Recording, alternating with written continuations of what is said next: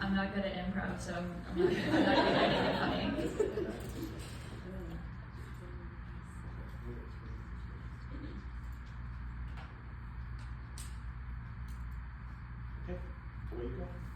Hi everyone, so as you all know, we're here today to talk a little bit about mental health and well-being. I'm going to talk about it related to policy, as you saw, and tie it a little bit into this idea of caring for community.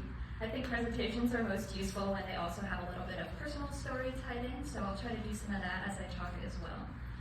But as Barry said, my name is Peimann. I'm a recent graduate of the Higher Education and Student Affairs Master's Program here on campus, and I'm currently a doctoral student in the Counseling Psychology program on campus.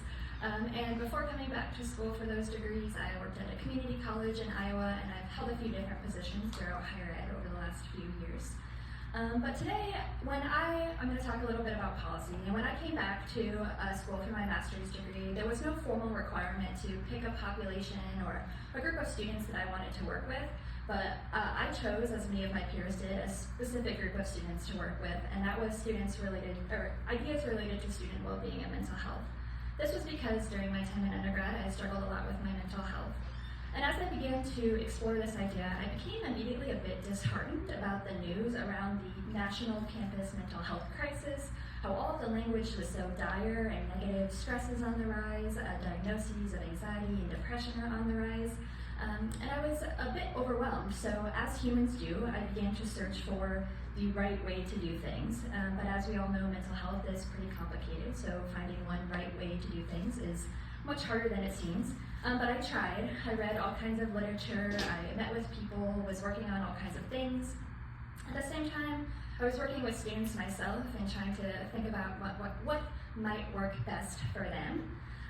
And during this process, I was getting near the end of my 2-year degree program, and so I was tasked with completing a capstone final project. For this project, I was partnered with a wonderful office on campus who was interested in exploring the relationship between student mental health and well-being and policy.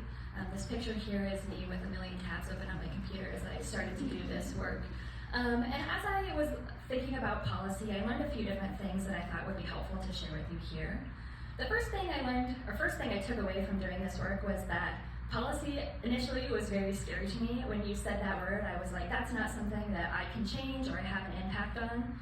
But the first thing I learned was that policy is much more changeable than we think it is. Yes, federal, state, and even some local policies are rather difficult to change and can take a long time. But we have a lot of community level, campus level, department level policies that are much more changeable than you think. As this meme alludes to, yes, it often involves a lot of paperwork, a lot of bureaucracy, but it is possible. A few other things that I took away from this project. One is that there's a policy called a leave of absence policy. This is primarily for students and allows them to take a step away from their studies when things aren't going well. And this is actually a policy that's pretty well supported in the literature that we do not have on campus here. So if you're an advocate for a policy, this could be something that you work towards.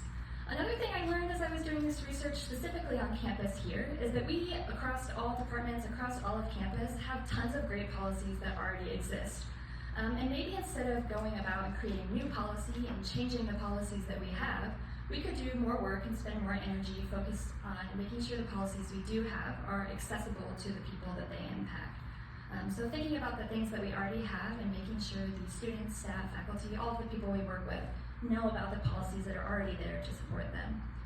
But my final takeaway related to this project and my light bulb moment, as Gru would say, was actually less related to policy itself and more how I was thinking about student mental health and mental health generally.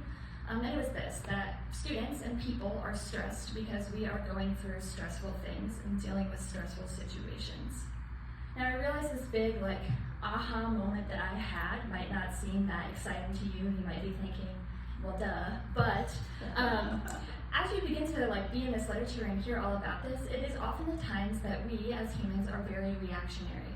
And in our society, we just have this general tendency to pathologize stress. If you think about an average student on campus or yourself or the people you work with, you think about all of the different activities that we're involved in, all the things that vie for our time, then you add on environmental stress, political stress, interpersonal stress, all of those other things. And then when we hear someone is stressed, we become a little bit freaked out and we're like, oh my gosh, you're experiencing stress. But that is the normal human reaction to the situations that we're going through. And as I said, in society, we have a tendency to really pathologize this, to think it's a bad thing to be experiencing stress when it is really just a normative human response.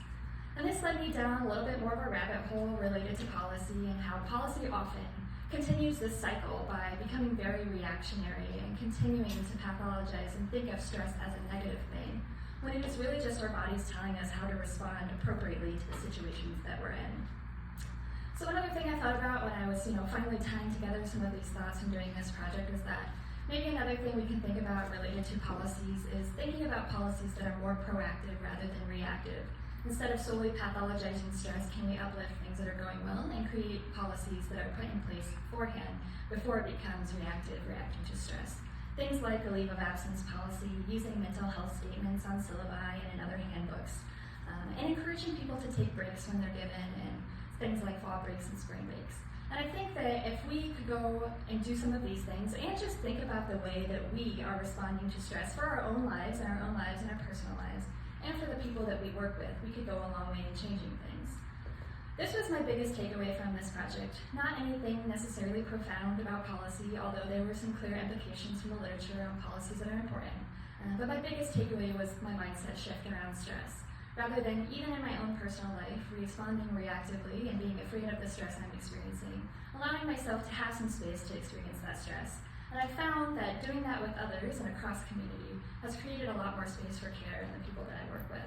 And I hope today you heard a little nugget of wisdom from what I'm saying. It's something that you can take away as you do your work caring for the community.